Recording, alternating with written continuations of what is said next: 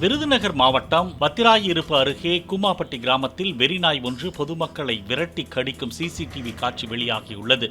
கடந்த 2 நாட்களில் 40க்கும் மேற்பட்டோர் நாய்க்கடியால் பாதிக்கப்பட்டு விருதுநகர், மதுரை மருத்துவமனையில் சிகிச்சைக்காக அனுமதிக்கப்பட்டுள்ளனர்.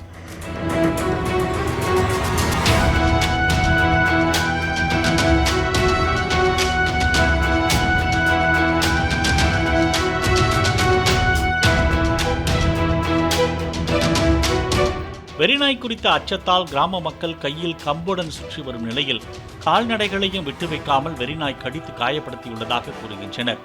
நாய்களை பிடிப்பதில் வத்திராயிருப்பு பேரூராட்சி நிர்வாகம் அலட்சியமாக இருப்பதாக கூறி கூமாப்பட்டி கிராம மக்கள் போராட்டத்தில் ஈடுபட்டனர்.